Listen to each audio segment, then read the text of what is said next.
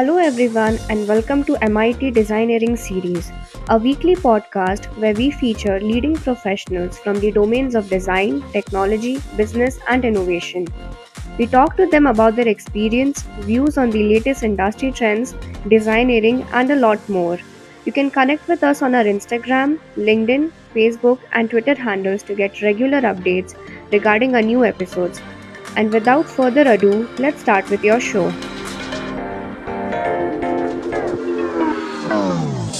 Modern technological advancements and digitization have altered people's lives and made them much more accustomed to seamless and tailored experiences. Engaging in intelligent dialogue with the users and empathizing with them to understand their approach to a problem has become more critical than ever. Along with this, a design thinking mindset blended with curiosity can help designers craft frictionless experiences for the end user. So, how can designers follow the design process to create successful products? To learn more about this concept and many more related topics, we bring to you someone with over 2 decades of experience in the design industry and currently working as Associate Vice President and Head of Customer Experience and Design at Havells India Ltd, Sumit Singh. He is an experienced design leader and product developer with expertise in design thinking, concept development, design strategy, user centered design, and much more. And that's why, on our journey of discovering designeering, we dive deeper into design with him. Hello, Sumit. Welcome to MIT Designeering Series podcast show. Thank you so much for joining us on our show today. Yeah, hi Rohit. Thank you so much for having me here. It's a pleasure to talk to you and address all the designers and young designers and design practitioners on this forum. So, thank you so much. Super. I'm sure that there's a lot to learn from our conversation today. So, Sumit, let's start with an icebreaker. Designers dream about a future that doesn't yet exist and strive to make that future a reality. One of the important qualities of a designer is the capacity to perceive things in totality. While this is the case, Sumit, designers must focus on the smallest aspects to establish solid systems and processes that will lead to meaningful products. The question that I have for you, Sumit, is how can designers acquire the capacity to see the big picture while focusing on the tiny details? So, this is an absolutely great starting question for this discussion, Rohit, and probably the most fundamental aspect of being a designer. Zooming in and out of problem contexts and solutions is a key aspect of any design professional. I believe that this kind of mindset or thought pattern is inherent to a design practitioner's daily approach towards conducting design. But perhaps design is also one of the most complete activities in my sense. By this, I mean to suggest that it's an end-to-end professional role, from the core thought on an idea to having the ability to and the responsibility to kind of execute it. So, this is what I intend to express when we say like a complete profession, because here you are also the starting person, and you would also really love to execute it, because if the idea is not executed, then there is no idea really. The consumers won't know about it. So therefore, there is no straightforward answer to this. But yet, I would suggest that the vital difference between being a good designer or just a designer or not so good designer is this. The best way to learn or inculcate this is always keep the consumer at the center of the solutioning and follow the design process. Once this thought discipline sets in, it becomes second nature. This has been my experience. In order to do good design, which is viable, possible, and desirable, students should also develop a deep understanding of design thinking and co-creating methodologies. Because design, when we say that it's starting from the idea to conversion, needs a lot of support and lot of inclusive activities. So co-creation is has the capacity, and this is an evolving thought, and I think everybody knows about it. But this is something that we really have to believe and train our young designers in.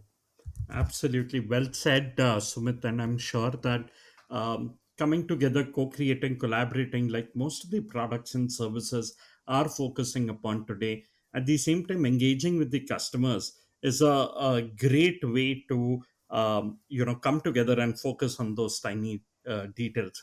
Very, very well said. And Sumit, moving from the icebreaker now to your journey, having worked in the design industry for almost 2 decades, over the years, you've been the driving force in design thinking, innovation strategy, and creativity across various organizations. From supervising the creation of consumer focused goods to eventually putting them into action for multiple enterprises, you've done all of it. We'd love to hear about your professional journey, Sumit. How were the last 2 decades and how have they shaped up you and your design philosophy as well over the time? Thanks for making it sound this credible. However, good and successful design, from idea to execution, as I mentioned, is a humbling experience. Especially in the field of product design, I've been doing this for the last 20 years. Being part of the creation of hundreds, or more than 500 products which are there in the market now, which consumers are using in big and small ways that I could add. So essentially, it's not a single person's job. Design is a collaborative, collective activity where many spheres of knowledge, multidisciplinary people, engagement, and envisioning, influencing, and complex decision making coexist simultaneously. I've been blessed, or have the fortune today to speak to you, because I was part of these journeys with so many people. I've been fortunate enough to see the light of many products. In consumer hands. I When I go to people houses, I see the products that I've been working with, and mostly people have them. So it is definitely something that is the biggest kick for a designer. And I love where I am right now, and I like doing what I'm doing. In the same breath, it's a continuous process of learning, you see, because things are changing so fast, so rapidly, as well as unlearning, because what I did 20 years back, or 10 years back, or even 5 years, or even yesterday, does not exist anymore. It's happened. So to me, design for me is having an unsatiated creative spirit. This is what thrills me. I enjoy these challenges immensely on a daily basis. So I this journey for me has just begun. I would like to explore more things, make new things. And for me, the journey starts every day. For If I just look at where I have been, I started working 20 years back.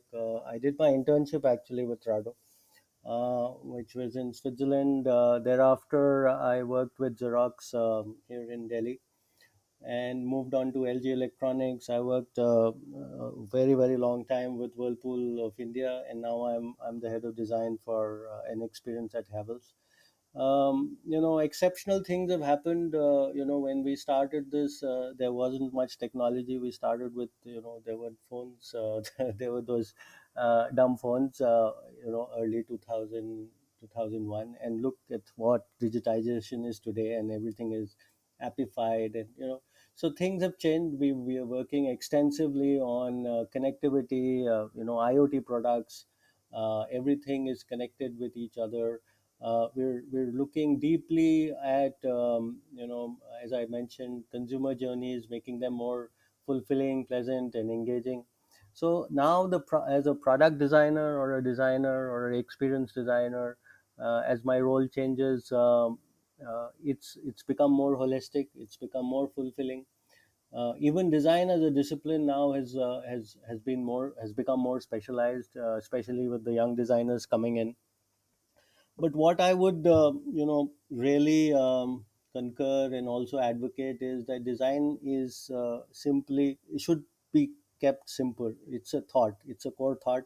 It's a way of approaching and solutioning, and it's a plan to do that in the most efficient way, uh, keeping the consumer at the center of this. So that has been my perspective. I hope to continue this journey and bring about more useful, beautiful, meaningful products for users, and kind of also keep going on with my own learning. Hey, that's been an incredible journey, Sumit, and I'm sure it feels extremely proud when you go somewhere and see the products that you've created, and you feel that sense of achievement, while you do that. But I'm sure there's another interesting thing that happens is the thing that crosses your mind, that there's so many other people who've come together, who've supported you, assisted you in terms of building this product. In fact, you've been someone who's been in charge of a group of youthful designers, and in today's fast changing digital environment, as you were saying, asking questions is more important than ever. In fact, Sumit, it's framework that can help founding teams and early product recruits produce something that consumers want. Product driven developments. The question that I have for you next, Sumit, is, as the head of a young design team, how do you ensure that every member actively participates and questions the product development process? Um, to me, Rohit, designers by nature are continuously questioning individuals. They always question the status quo, the current approach, and trying to find the next solution, uh, through their own means, through their curiosity. I would like to re-articulate this term questioning to a term called dialogue. you know Dialogue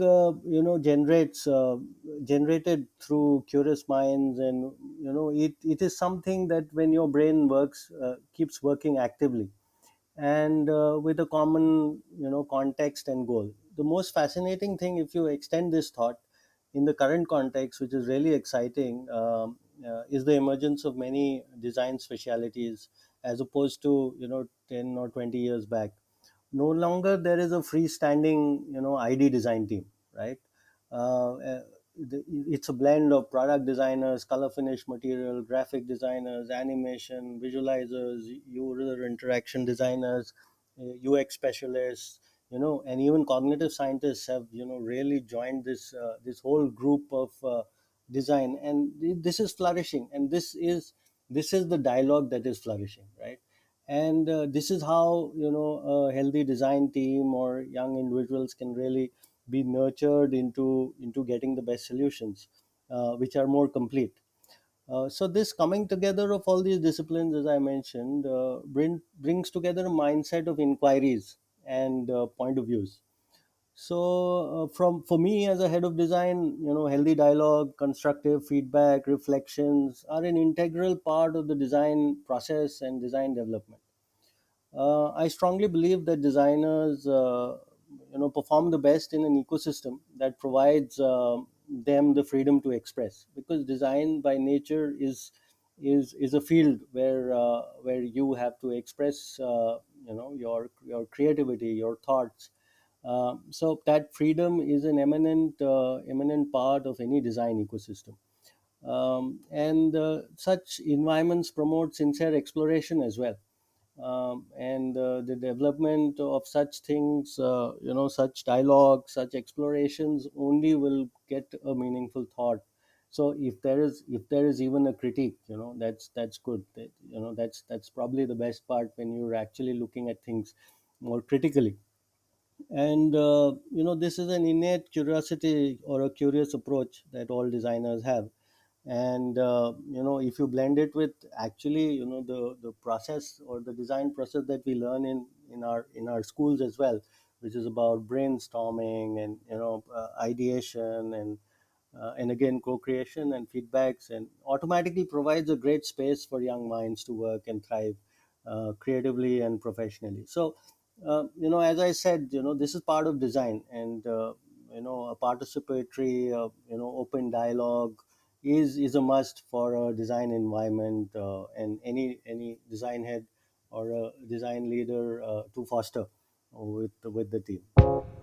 Hey, did you know Soch from Havells is a platform for cross fertilization of creative impulses across organizational boundaries? It is a culture that fosters the adoption of new technology while also lowering obstacles to innovation and fortuitous discoveries. It provides a platform for you to give wings to your intriguing ideas and make a unique product a reality. Brilliant. And in fact, Sumit, while talking about your journey and how you've been leading teams, let's also talk about the organization that you're currently associated with. Havells, one of the significant and fastest expanding electrical and power distribution equipment manufacturers. With a determination to strive persistently and continually better yourself, your teams, your services, and your products, all of them, Sumit, have been creating a wonderful impact out there. In fact, every product should be founded on brand's goal and commitment, is something that we've seen Havells believe in. The question that I have for you, Sumit, there is, as it influences prioritization, how do you, as a design leader, ensure that these principles are reflected in the vast majority of your product briefings? Right. So great question again. Design here.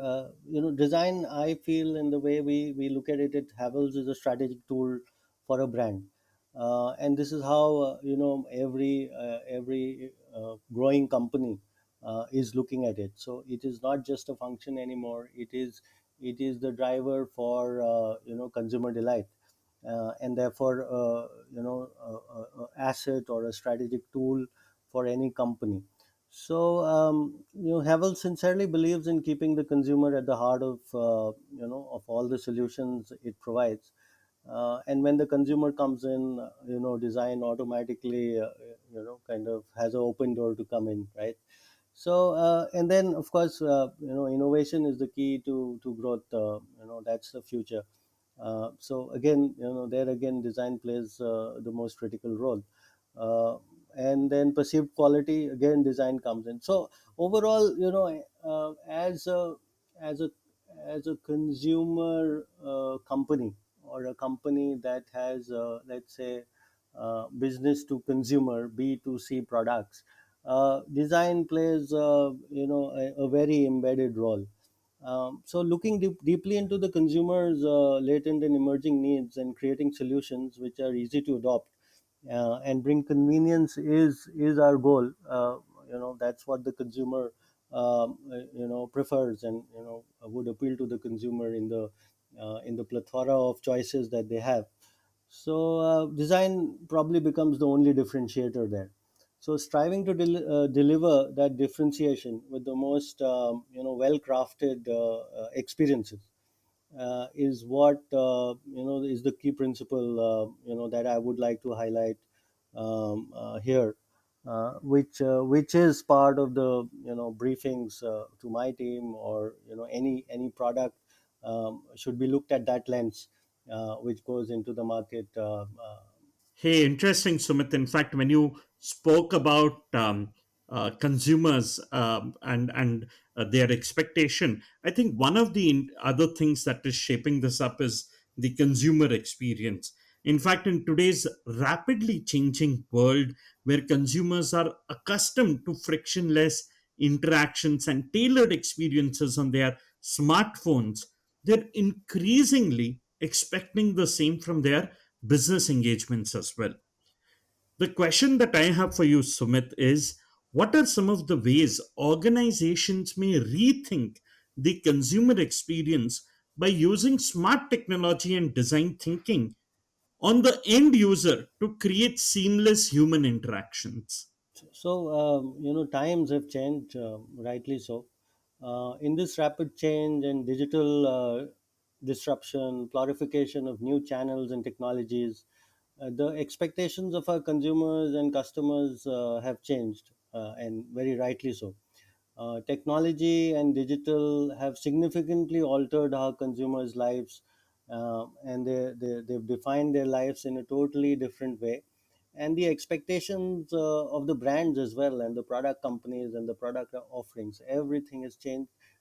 So essentially, the digitization has kind of turned this whole product consumer game upside down, and the expectations also therein. So seamless consumer journeys across all channels, and focused not on just a transactional but a personalized relationships are the key for building, this preference or loyalty or following, because consumers are discerning. Everything is available to everybody with a touch of a button now. It is in their palms, and they are all very aware. uh, so therefore there is the understanding of designer and the consumer has evolved tremendously. And it's not just simple functional, but there are other multi layers that have come in, which are also pleasure, providing engagement, providing pleasure, building a relationship, having a connect. So these are all the other dynamic, relationships that a product or a service has to provide to the consumer. And once this is there, then is when you create a seamless flow of interaction. This is where the human, or the, as you mentioned, the human interactions or the consumer connect happens. This is where you build relationships or brand preferences. Like, look at Apple and look at these companies. You opt for an apple after an apple. So this is what we've all learned through really great examples. And this is out in the open. It's not just a very linear path anymore. Digitization has completely made consumers more aware, less forgiving, but very very picky. And it brings a lot of responsibility to designers, and brings a lot of charm to this discipline, and importance also. So I believe that all of this is happening in a very very useful way, or a very good way for the design profession. Uh, Earlier, in earlier times, it was just about looking at aesthetics mainly, but now it's become more fruitful, more holistic, as the core principles of design learning goes. So this is what I have to mention, that the consumer experience is becoming the core to product delivery. Absolutely, Sumit. And in fact, taking cue from two words that you stressed upon, one is experience, and second is taking the cue from the word smart products. In fact, product is always an experience, Sumit, not a word. The experience that an organization provides its customers have an impact on their thoughts and influences their decision making as well. When a clear, strong product development process is established, Sumit, from the outset, the clarity informs all future business choices. The question that I have for you, Sumit, next is, how can we as designers develop this productive approach that will ultimately inform all future business decisions? Okay, so this is a pretty loaded question. So the starting point of this again is that one has to believe in design, right, and make design a partner in business. And because design brings the key competitive advantage. Design brings out the vision, right? The future picture, the future state, what the business aspires to be, is all laid out only through the design approach. We often talk about innovation in the same scape as design these days, and this is a good point in this conversation to also talk again about innovation. So design has an immense role to play in innovation process and development. And innovation, I will weave this because innovation is a key goal or an objective of any organization. So here I would like to make designers and young designers understand that this is a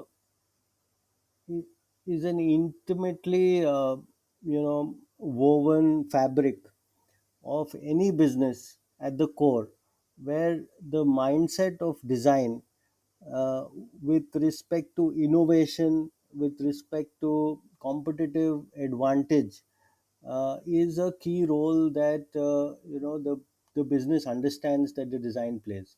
And design and innovation, because they are the key to inspire, right, and provide that ambition to the business. So all in all, ultimately future business decisions are driven by only aspirations, ambitions, and goals, correct? And these come from future pictures, future visualizations, right? Innovations, which is just let's say the bread box of design. So this is the point of view that I carry, and that's why design is so strong, and has to be valued, and it is valued in the industry more and more. Absolutely well said, Sumit. In fact, what I think, Sumit, is design should be more learnable. Users should be able to utilize an application in less time, and such designs are devoid of cognitive reasoning. In fact, intuitive design, which is built using intuition and prior knowledge, can be an effective method to achieve this. What I wish to know from you, Sumit, next is what are some of the design principles that we may employ as designers to create more intuitive products? Okay, so intuitive is when the user sees something, he or she knows what to do with it, right? So this is all about usability, engagement, ease of use, convenience, being natural, being friendly, humane. So all of these are words, right? But the core of this is to understand the user, and I cannot emphasize this more. And probably I'm just kind of emphasizing this again in this thing, is that we really need to provide the desired experience and the understanding of the user to have the intuitiveness in your design is critical. The other aspect is just drawing upon two very core you know uh, core points from the design thinking process, right? One is the starting point, which is empathy, right? So empathy actually talks about or deals about the feelings and the understanding and the hidden or unmet requirements of the user. So empathy is critical. This brings the perspective of a better outcome, because you're connected with the user. The other two key aspects, again from the design thinking methodology, is the aspect of prototyping and testing, right? So you may have a hypothesis, right? You may have understood the designer very well, but you have to check your hypothesis. You have to prototype, test, make a mock-up, or make study mock-ups, etc. uh, Prototype your ideas and test them rigorously. So unless you actually have them tested, you will not be able to completely be sure that it's intuitive or not. So this is about getting into the granularity of design. A successful design has to be prototyped, has to and tested and proven that you empathized with the design. So in a way, this thinking process is a loop, right? So only once you test, you know that you did a good job, and the good job is the intuitiveness. So that is what I wanted to bring to your attention, about the intuitiveness of a product.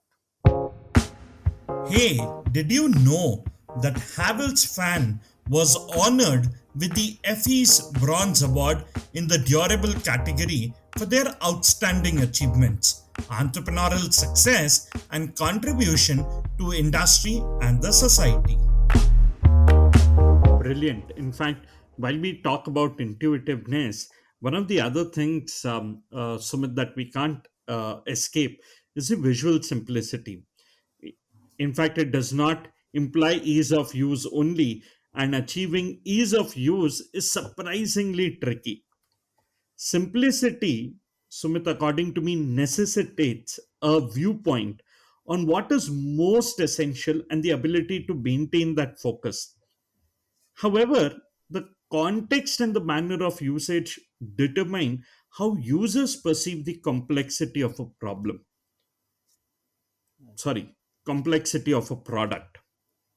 And that's where, Sumit, I wish to know from you, how can we as designers ensure that we instill simplicity in our designs while keeping users' knowledge, awareness, and abilities in mind? Okay, so this is a tricky question. Tricky question. Okay, now, to me, and this is my personal view, simplicity should not be confused by visual, just solely visual complexity, and ease of use should not be confused with being simple. And this is somehow, in our general understanding, we keep kind of looking at it. Simplicity should not be looked at in a simplistic manner. That is the core of this, because design is always contextual. It depends on the consumer, the audience, the culture, the task you have to, the designer is set to do, the environment. uh, so uh, look at examples like, let's say, payment net online payments, right? Now, payment can be very simple, right? But you build those steps, you build additional steps, because there has to be a safe payment, there has to be a surety, correct? So maybe you could have done it very simplistically. You think that you did it simplistically, but then you added a few steps so that you assure the the safety of the task. I don't know whether you guys are very young, but if you remember the old railway stations, they used to have these weighing machines, right? Very complex looking big things, right? You get a ticket at the end. It was visually very dynamic and complex, maybe, but the job that it had to do was very simple. But yet it was, in our days, we used to love, getting a rupee from our parents, and trying to do this thing. So my what I want to bring about is that don't look at simplicity simplistically, right? And never confuse it with the visual simplicity, or confuse it with being easy to use. Simple is a aspect of the consumer and the environment and the task or the solution that you want to provide. So I do not know whether, probably when you start working and when you engage in many projects and many designs and complex activities, you will realize this more and more. But for me, right now, maybe you could just take this phrase as the starting point, that don't look at simplicity as being simplistic. Wow, that's brilliantly put by you, Sumit. I think that summed up the last line, summed up the impact out there. In fact, my next question on product thinking, which is a crucial part of product development process, Sumit, providing clear direction for producing the product. In fact, it satisfies a need or solves a problem for individuals and adds value. Wrong solutions can be corrected, but non existent issues aren't adjustable. What I wish to know from you, Sumit, is how can we as designers improve our product thinking skills all while addressing a real problem? So, in my domain of work, product thinking skills should stem from sustainability and a purposeful product development or creation thought. So, things like, modularity, scalability, phasing out plans, these are the building blocks of thinking about in terms of product thinking, right? So that your product has a longer stay, has a more robust kind of offering to the consumer. It has One has to understand as a designer, the rationale behind marketing and the outlook of the factory or the execution layouts to understand a complete view of the product thinking. So these are terms, or these are aspects which probably arrive in real time activities, but this is the sphere of thinking about products and their natural cradle to grave kind of life or outlook. Interesting. In fact, now, since we've been talking about product design, let's turn to the world of technology as well.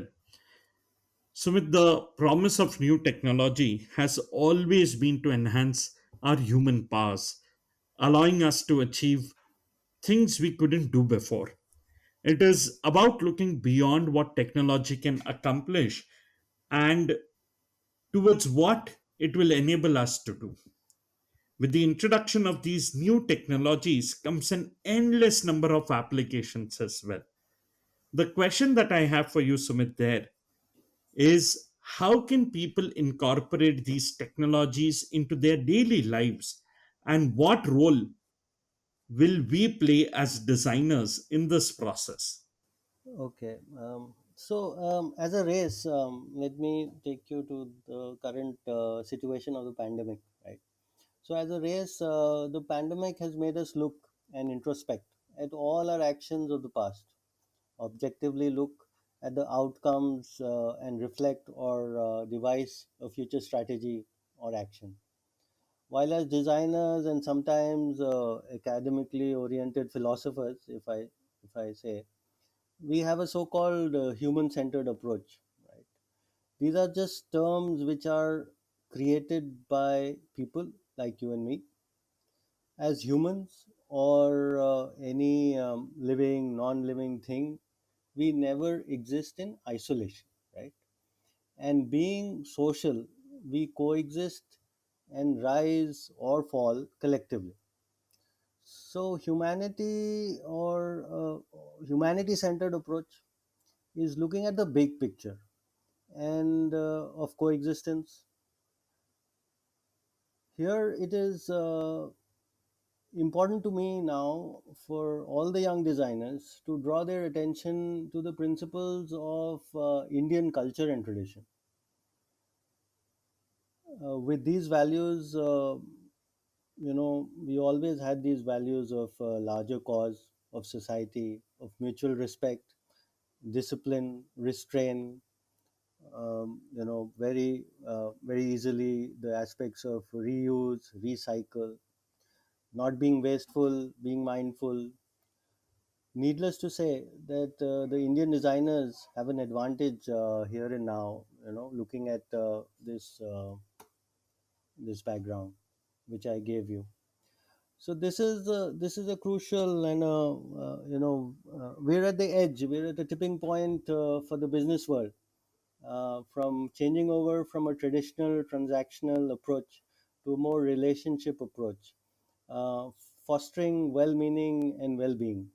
So this is what human-centered design thinking should be used as. And I think, being Indians, having this cultural strength from generations is an aspect that we should protect, and we should cultivate to develop this more and more.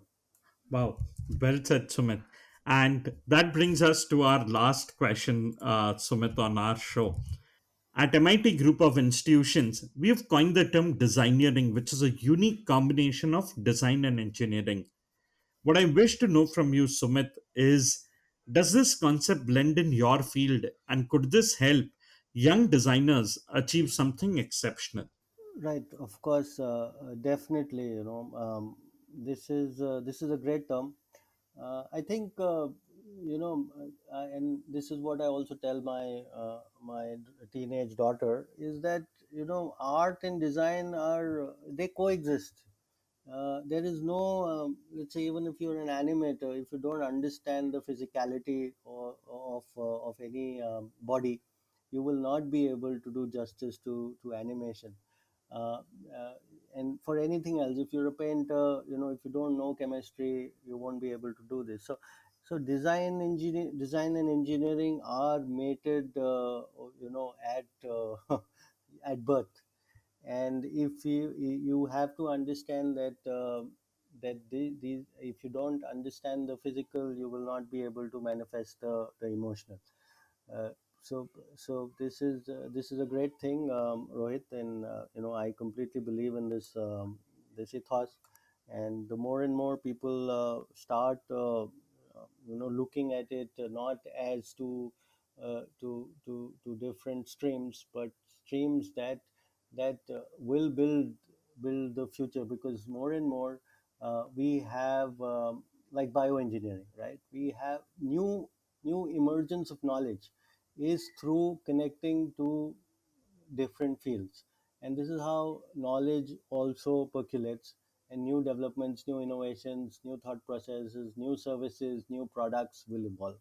Great. Thank you so much, Sumit, for validating that for us. And thank you so much for joining on our show. I'm sure there's so much to learn for all the designers, the product designers also out there from this conversation. Thank you again on behalf of all of us for doing this with us. So it's my pleasure, and I hope to sometime meet these students and meet you in person when things open up. It's definitely a pleasure. Thank you so much, Rohit. Thank you, Sumit. Hello, everyone, and welcome to our new segment where we host a startup design studio every month. And this month, we will be getting into conversation with Mohit Yadav, founder of Woolcraft Strategy and Design Studio. Hello, Mohit. Welcome to MIT Designeering Series. Hey Rohit, good to be here. Thanks for the invite. Super. So, as my first question on this first conversation with you, Mohit, tell us about Wolfcraft Strategy and Design Studio. What solutions do you assist your customers with, and how did it all start for you? Sure, Rohit. So Wolfcraft is a product and experience design studio primarily. We help startups and large corporations leverage the power of design to craft experiences that generate value for the businesses and their end users. In the last 5 years, the team at Wolfcraft has delivered high quality design solutions for many new age startups and large organizations. These includes strategic and UX interventions on various complex enterprise solutions, direct to consumer applications, large platforms, communities, and more. Majorly, we have our expertise into four areas, that is, investigate, innovate, disrupt, and inspire. And as the name suggests, that they're self-explanatory, but investigate is where we bring quality insights on the users and scenarios, etc. And innovate, where we try to help businesses leverage design to come up with innovative solutions in their respective domains. In disrupt, we leverage design to rethink and come up with new age ideas to relook at how things are done today and try to help them disrupt business models and user facing solutions, etc.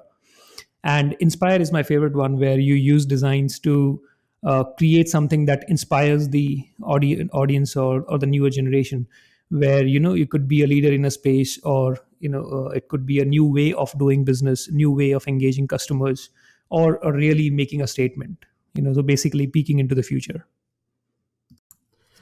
Wow, Mohit, this sounds interesting and exciting, and I'm sure that it must be a really exciting journey for you, your team members, as well as your customers.